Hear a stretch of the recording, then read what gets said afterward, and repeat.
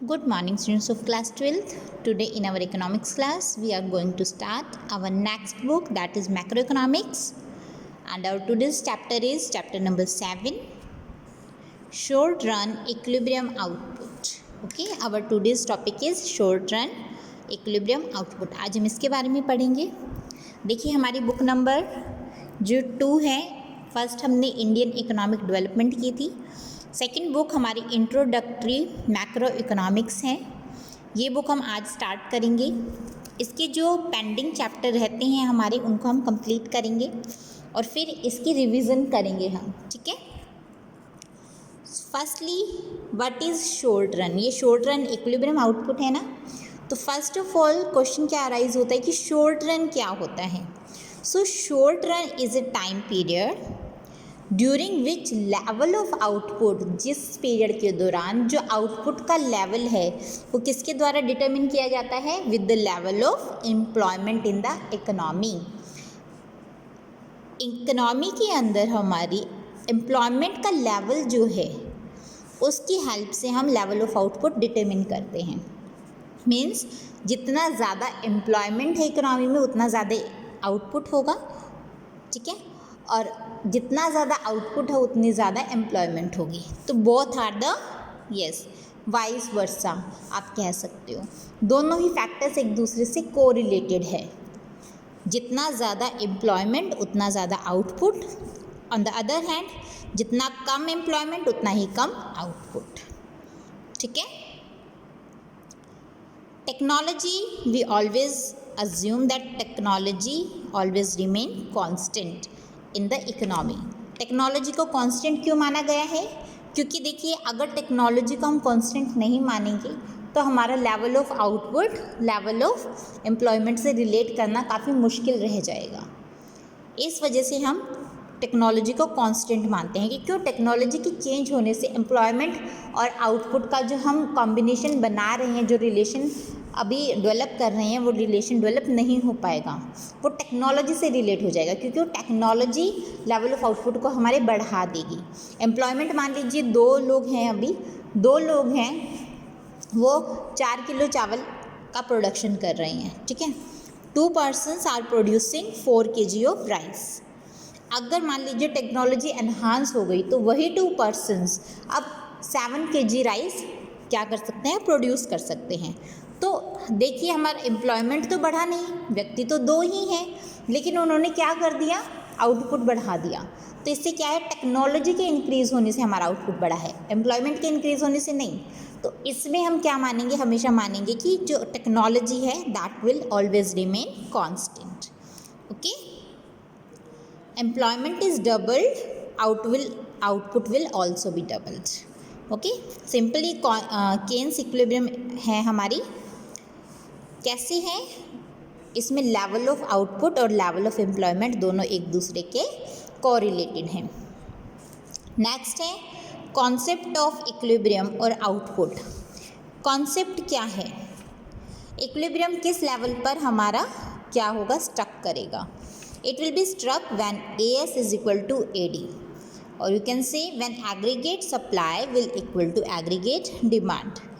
Aggregate supply क्या है, it is that supply which producer wants to produce during a given period of time. Okay. Or aggregate demand, it is that demand by the buyer which is intended by the buyer during a given period of time. Aggregate supply जो एक producer produce करता है इन the economy during a given period of time, एक साल के अंदर या जो भी हमें टाइम पीरियड गिवन है. एग्रीगेट डिमांड क्या होगा, बायर्स जो खरीदना चाह रहे हैं. ठीक है. During a given period of time. जब ये दोनों एग्रीगेट सप्लाई और एग्रीगेट डिमांड इकोनॉमी के अंदर इक्वल हो जाएंगे, एट दैट टाइम हमारा इक्विलिब्रियम आउटपुट सेट हो जाएगा. ओके. नेक्स्ट देखिए बेटा,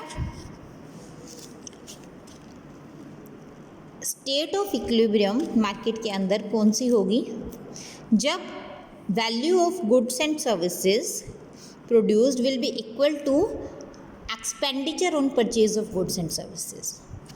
जो प्रोडक्शन हुई है गुड्स और सर्विसेज की वो किसके इक्वल हो, जो एक्सपेंसेस हो रहे हैं उनको खरीदने के लिए। तो हमेशा इक्विलिब्रियम इसी पॉइंट पे सेट होगी। इक्विलिब्रियम कब सेट नहीं होगी, when aggregate supply is more than aggregate demand और when aggregate supply is less than aggregate demand. ये दो केसेस ऐसे हैं जिसमें हमारा इक्विलिब्रियम सेट नहीं होगा। इक्विलिब्रियम जीडीपी, इक्विलिब्रियम की स्टेट के दौरान हमारा aggregate supply will be equal to aggregate demand, means actual stock will be equal to required stock. Required stock क्या होता है, जिसकी हमें ज़रूरत है, जिसकी डिमांड है, ठीक है। यस, अल्टरनेटिव अप्रोच, ये तो हमारी थी केन्स की अप्रोच। दूसरी अप्रोच क्या है, जैसे कि हम जानते हैं हमारा टू सेक्टर इकोनॉमी है। टू सेक्टर इकोनॉमी के अंदर हमने पढ़ा था दो सेक्टर से इंक्लूड होते हैं, producer sector and house hold sector. ये इसके बारे में डिटेल में हम लोग पढ़ चुके हैं। उसमें क्या था, ट्रिपल आइडेंटिटी चलती है उसमें। कैसे, value added will be equal to income generated and income generated will be equal to expenses on goods and services. जितना ज़्यादा प्रोडक्शन होगा उतनी ज़्यादा इनकम जनरेट होगी और जितनी ज़्यादा इनकम जनरेट होगी उतनी ज़्यादा एक्सपेंसेस होंगे गुड्स और सर्विसेज पर, ठीक है। इसको हम दूसरे तरीके से देखें, aggregate supply will be equal to income, हमें पता है, ठीक है। जितनी ज़्यादा इनकम होगी, मतलब जितनी ज़्यादा सप्लाई होगी, जितनी ज़्यादा प्रोडक्शन करेंगे उतनी ज़्यादा इनकम होगी। और इनकम किसके इक्वल है, एग्रीगेट डिमांड के। Income C plus I means consumption plus saving. जो हमारी इनकम होगी, देखिए उससे दो ही चीज़ करेंगे, या तो उसको कहीं एक्सपेंस कर देंगे, खर्चा कर देंगे, या उसकी सेविंग कर देंगे। तो income will be equal to consumption plus saving. वहीं एग्रीगेट डिमांड, डिमांड क्या रहेगी, या तो हम कंजप्शन कर लेंगे या कहीं पे इन्वेस्टमेंट कर देंगे, कंजप्शन ऑन द गुड्स और सर्विसेज, या फिर हम कहीं इन्वेस्टमेंट कर देंगे, यही डिमांड होती है। देखिए सी से सी इधर कट जाएगा, क्या रह गया, एस और आई। तो हम कह सकते हैं कि जीडीपी में इक्विलिब्रियम तब भी सेट होता है alternatively when saving is equal to investment, ठीक है, when saving is equal to investment. Determination of equilibrium, tabular and diagrammatic presentation. Table की फॉर्म में या फिर डायग्रामेटिकली हम इसको कैसे प्रेजेंट करेंगे। ASAD अप्रोच हम पहले करेंगे। ASAD क्या है, aggregate supply and aggregate demand approach. इसके अंदर क्या होता है, देखिए सप्लाई डायरेक्टली किसके कोरिलेट करती है, डिमांड से। अगर मान लीजिए डिमांड 10% बढ़ गई है तो सप्लाई भी 10% बढ़ा देंगे। हम इस सिचुएशन में क्या मान के चलते हैं, इस सिचुएशन में हम ये मान के चलते हैं जो हमारी सप्लाई है वो ज़्यादा है डिमांड से, ठीक है। तो जैसे ही डिमांड थोड़ी सी बढ़ेगी हम सप्लाई एनहांस कर देंगे, प्रोडक्शन हमने कुछ ज़्यादा ही एक्सेस अमाउंट में कर रखी है, ठीक है। So in accordance to the demand we will increase the level of supply in the economy in a given period of time specially. Behaviour of AD in terms of consumption and income components. AD का behaviour simple है। देखिए income, देखिए starting में कई बार हमारी होती है income zero पे होती है, ठीक है, इनकम कुछ भी नहीं होती जब हमारे पास काम नहीं होता, लेकिन उस वक्त भी हम कुछ ना कुछ कंजप्शन कर रहे होते हैं। देखिए जिन लोगों के पास काम नहीं होता, जो एम्प्लॉयड नहीं होते, कंज्यूम तो वो भी करते हैं ना।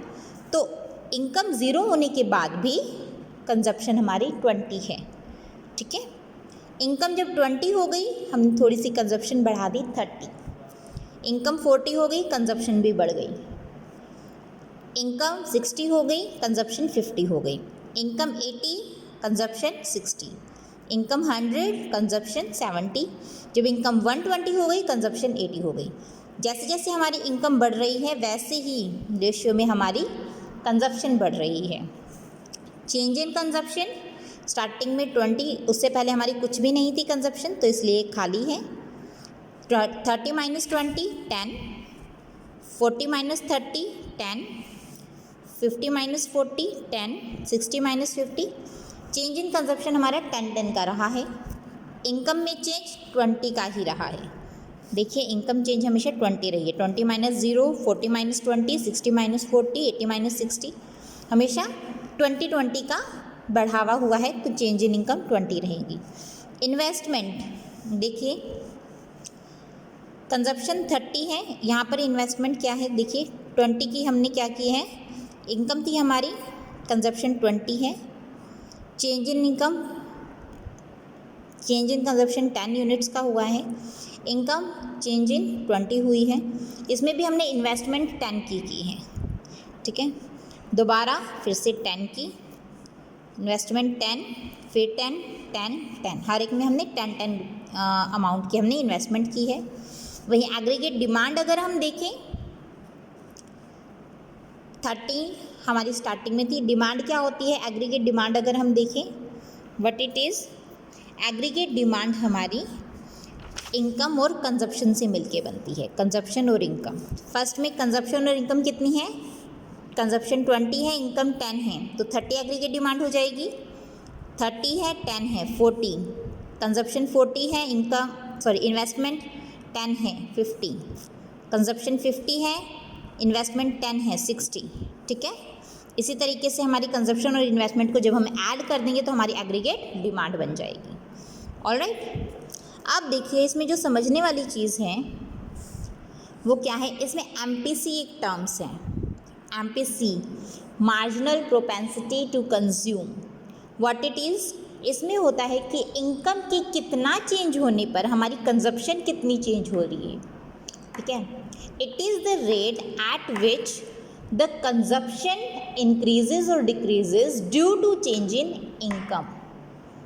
ऑलराइट, तो change in consumption MPC will be change in consumption divide by change in income. Change in consumption starting में हम कुछ नहीं बोल सकते क्योंकि यहाँ पे खाली है।